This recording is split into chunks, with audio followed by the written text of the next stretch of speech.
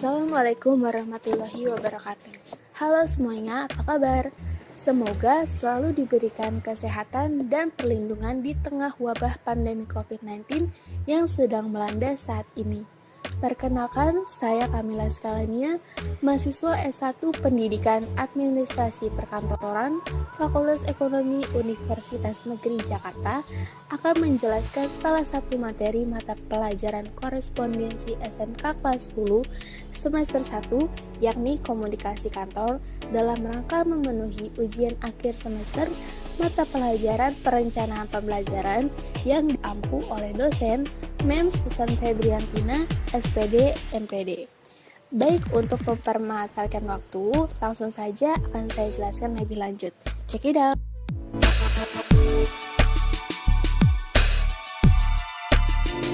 Dengan materi pembelajaran komunikasi kantor, diharapkan siswa dapat menelaah dasar-dasar komunikasi kantor serta melakukan klasifikasi dalam komunikasi kantor. Dan materi pembelajaran yang akan dipelajari adalah yang pertama ada pengertian komunikasi kantor, yang kedua ada fungsi komunikasi kantor, yang ketiga ada bentuk komunikasi kantor, yang keempat ada sarana komunikasi kantor, dan yang terakhir ada efektivitas komunikasi kantor. Baik, pertama kita akan menjelaskan lebih dahulu tentang arti komunikasi kantor. Namun sebelumnya, kita harus mengetahui apa arti komunikasi itu sendiri. Nah, pertama, seorang praktisi manajemen sumber daya Indonesia senior bernama Ahmad Esruki menyatakan bahwa komunikasi ini merupakan proses pemindahan dan pertukaran pesan, di mana pesan ini dapat berbentuk fakta, gagasan, perasaan, data atau informasi dari seseorang kepada orang lain. Jadi proses komunikasi ini dilakukan dengan tujuan untuk memengaruhi atau mengubah informasi yang dimiliki serta tingkah laku orang yang menerima pesan tersebut. Sejalan dengan itu, seorang psikolog Amerika Serikat bernama Skinner menjelaskan bahwa komunikasi ini sebagai perilaku verbal ataupun simbolik di mana pengirimnya berusaha mendapatkan efek yang dikehendakinya dari penerima. Jadi, dapat kita simpulkan bahwa komunikasi itu sendiri sebagai proses mengirim pesan, baik itu lisan maupun tulisan, dari satu orang ke orang lainnya guna mencapai tujuan komunikasi yang ingin mereka sampaikan. Setelah tadi kita menelaah tentang arti komunikasi itu sendiri, akhirnya kita tahu bahwa komunikasi kantor ini adalah sebuah proses penyampaian berita ataupun informasi dari satu pihak kepada pihak lain yang berlangsung di dalam sebuah perusahaan ataupun kantor. Misalkan komunikasi yang terjadi dalam sebuah divisi, antar divisi, ataupun divisi dengan atasan maupun atasan dengan pihak luar dari perusahaan tersebut yang nantinya akan dijelaskan dalam subbab bentuk-bentuk komunikasi kantor. Fungsi komunikasi kantor. Yang pertama adalah dengan adanya komunikasi kantor ini bisa memberikan motivasi kerja. Kenapa sih? Karena dengan komunikasi di kantor ini bisa memberikan tambahan semangat kerja kepada para karyawan agar tentunya dapat membuat mereka meraih prestasi dan kinerja yang optimal. Terlebih lagi, hal ini akan berimbas positif terhadap pekerjaan yang dilakukan oleh karyawan tersebut. Jadi karyawan akan merasa lebih maksimal dan optimal dalam melakukan pekerjaan kantornya, yang pada akhirnya akan berdampak langsung pada performa kantor. Nah, yang kedua, dengan adanya komunikasi kantor bisa meningkatkan produktivitas. Karena dengan komunikasi kantor ini bisa mempermudah koordinasi para karyawannya, misalkan antara satu divisi dengan komunikasi lainnya, ataupun dengan komunikasi pemimpin dengan para staf karyawannya, sehingga komunikasi ini bisa mempererat rasa produktivitas dalam bekerja. Nah, yang ketiga, dengan komunikasi kantor pastinya bisa mempermudah pimpinan mengambil keputusan, karena komunikasi ini bisa berperan sebagai penyalur informasi yang berhubungan dengan memperlancar pengambil keputusan yang dapat dilakukan oleh pimpinan.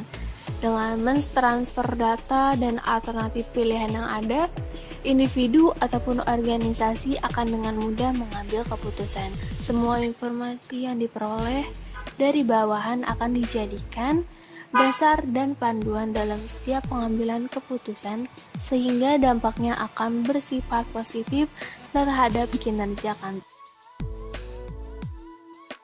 Next, selanjutnya ada bentuk komunikasi kantor.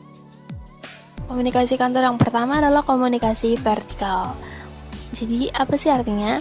Komunikasi vertikal ini biasanya terjadi dalam kasus hierarki perusahaan.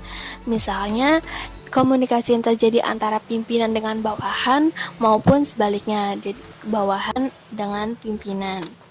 Nah, komunikasi ini memiliki tujuan antara lain bisa memperkuat operasi dan loyalitas karyawan di kantor dengan jalan memberikan kesempatan untuk menanyakan pertanyaan, mengajukan ide ataupun saran tentang jalan operasi perusahaan, maupun memberikan pendapat, saran, ide dari karyawan yang bisa dituju kepada pimpinannya agar operasional dan kinerja yang ada di perusahaan tersebut dapat meningkat. Nah, yang kedua adalah komunikasi horizontal atau komunikasi secara mendatar. Jadi biasanya komunikasi ini dilakukan oleh antar staf divisi ataupun karyawan dalam sebuah organisasi maupun perusahaan. Komunikasi jenis ini biasanya lebih bersifat non-formal atau nggak resmi daripada komunikasi vertikal sebelumnya. Dengan komunikasi horizontal berperan penting nih untuk mengkoordinasikan kegiatan dalam membantu interaksi antar dalam pelaksanaan tugas pekerjaan. Baik, selanjutnya ada sarana komunikasi kantor. Yang pertama adalah tatap muka. Ya, tatap muka dalam sebuah perkantoran pasti sangat penting dilakukan, misalkan saat meeting ataupun rapat dalam sebuah divisi ataupun antar divisi, agar satu sama lain bisa saling memberikan informasi, dapat memberikan pendapat atau ide atau saran demi berjalannya produktivitas atau kinerja kantor. Yang kedua adalah surat. Jadi surat ini merupakan media komunikasi tertulis yang digunakan untuk menyampaikan pesan yang dibuat dengan cara-cara tertentu sesuai kaidah yang berlaku dalam sebuah perkantoran tersebut, atau biasanya disebut dengan korespondensi ataupun surat menyurat. Fungsi surat ini menjadi ada tanda bukti tertulis, memberikan pedoman, alat pengingat bagi karyawan ataupun pembinanya. Lalu surat ini juga memiliki tujuan dalam menyampaikan informasi ke pihak lain, terus menerima atau mendapat informasi, pesan atau tanggapan, dan ada memperlancar arus informasi. Yang ketiga ada telepon. Telepon ini merupakan media komunikasi menggunakan suatu jenis pesawat atau mesin yang memungkinkan bagi seseorang untuk berbicara secara langsung kepada lawan bicaranya. Biasanya telepon ini memiliki dua jenis. Yang pertama ada case system dan kedua ada PMBX atau Prefer Manual Branch Exchange. Case system ini biasanya adalah sistem telepon yang memungkinkan bagi pengguna telepon untuk memiliki jalan yang diinginkan dan mampu melayani 3-30 jalur telepon sekaligus. Misalkan, case system ini biasanya digunakan untuk para resepsionis yang biasa menyalurkan dari pihak eksternal perusahaan yang ingin berkomunikasi dengan pihak internal dalam perusahaan tersebut. Jadi, resepsionis ini bisa langsung menyalurkan seorang dari pihak eksternal perusahaan kepada pihak internal perusahaan. Selanjutnya ada facsimiles. Nah, teman-teman pasti sering dengar facsimiles ini, terutama bagi teman-teman yang emang menggeluti dunia perkantoran. Jadi facsimiles ini merupakan mesin atau pesawat fotokopi jarak jauh yang biasanya digunakan untuk mengirimkan dan menerima salinan informasi yang bisa berupa foto, gambar, dokumen, atau surat secara langsung. Jadi fleksibel ini juga pasti memiliki keuntungan, yakni dapat digunakan untuk mengirim berbagai bentuk naskah atau dokumen dalam bentuk surat, cek, laporan kencangan, foto tanpa merusak naskah aslinya.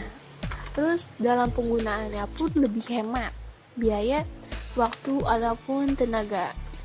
Nah, yang terakhir ada email atau electronic mail, yang pastinya sangat familiar bagi industri era digital 4.0 ini. Jadi email ini merupakan suatu proses ataupun cara pengiriman pesan maupun gambar melalui internet. Internet ini merupakan kumpulan luas dari jaringan komputer yang saling bersambung menggunakan jaringan komunikasi yang ada di seluruh dunia. Jadi ketika seorang karyawan dari perusahaan satu mengirimkan sebuah email yang berisi surat, entah itu surat pemberitahuan, misalkan permintaan pembelian atau permintaan pembayaran kepada perusahaan lain, bisa langsung menggunakan email ini yang menggunakan media daring ataupun internet yang nantinya langsung diterima oleh email perusahaan yang ditujunya. Selanjutnya ada efektivitas komunikasi kantor. Jadi efektivitas komunikasi kantor ini bisa diartikan sebagai suatu proses penyampaian pesan yang mampu mencapai tujuan dari isi pesan tersebut dan memberikan umpan balik ataupun reaksi sehingga pesan pun berhasil tersampaikan dan menimbulkan sebuah komunikasi yang efektif. Jadi ketika sebuah perusahaan sudah melaksanakan atau mengimplementasikan komunikasi secara vertikal ataupun horizontal dengan baik, pastinya akan menimbulkan sebuah motivasi ataupun meningkatkan produktivitas dalam perusahaan tersebut. Nah, ketika perusahaan ini memiliki komunikasi yang efektif, pastinya akan mencapai tujuan tersebut. Nah, disinilah titik dalam komunikasi kantor itu disebut sebagai komunikasi yang efektif. Nah, untuk lebih menelaah lebih lanjut tentang efektivitas komunikasi kantor, untuk slide ini aku bakal membandingkan dua perusahaan yang ada di Indonesia yang memiliki tingkat efektivitas komunikasi kantor yang berbeda. Yang pertama dari PT Mitra Makmur Industri.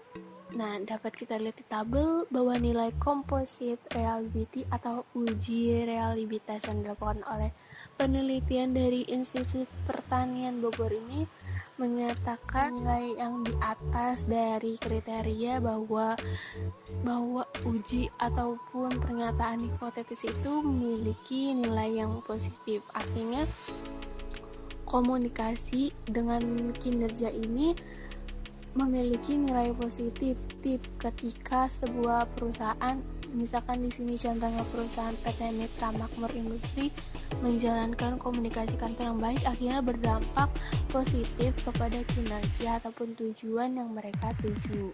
Yang bisa dilihat dengan nilai Kronosberg ASPA buat komunikasi 0,8 dan kinerja 0,9, yang artinya menunjukkan hubungan positif antara komunikasi dengan kinerja. Nah, studi kasus yang kedua dari analisis komunikasi dan kinerja karyawan pada PT Pos Indonesia yang ditulis oleh Ibu Sulistiawati pada tahun 2006 menyatakan kalau PT Pos Indonesia di Sidoarjo khususnya memiliki efektivitas komunikasi kantor yang kurang karena dalam perusahaan tersebut kurang bisa mengkoordinasikan komunikasi yang terjadi, khususnya dalam komunikasi vertikal. Karena dalam segi karyawan belum bisa memberikan pendapat ataupun saran dengan berani kepada pimpinannya, sehingga kinerja yang didapatkan dari perusahaan tersebut kurang bisa memberikan hasil yang maksimal karena mungkin kurangnya pendapat ataupun koordinasi satu sama lainnya. Nah, oleh karena itu komunikasi kantor yang terjadi di PTPS Indonesia memiliki efektivitas komunikasi kantor yang rendah. Nah, sekian pembelajaran kita hari ini tentang komunikasi kantor. Semoga video ini bisa memberikan edukasi dan wawasan lebih lanjut tentang komunikasi kantor buat teman-teman. Nah, terakhir ada kata motivasi dari aku sendiri buat teman-teman yang lagi ngembang diri dalam dunia perkantorannya. Jadi, untuk kalian semua teman-teman SMK di seluruh Indonesia, biar selalu semangat dan sungguh-sungguh dalam membidik panah tujuan kalian di sekolah. Asal kemampuan dan skill kalian dalam segi teori maupun praktek dalam dunia perkantoran. Dan selalu tingkatkan kemampuan kalian hingga mencapai standar yang dibutuhkan industri digital 4.0 saat ini ataupun industri yang akan datang. Mungkin yang tadi saya sampaikan hanya dasar-dasar kecil, tapi penting dalam kehidupan perkantoran saat ini maupun yang akan datang. Masih banyak lagi yang bisa kalian kembangkan. Intinya selalu semangat, selalu ingat tujuan kalian semua dan capai itu semua. Terima kasih semuanya, sampai jumpa.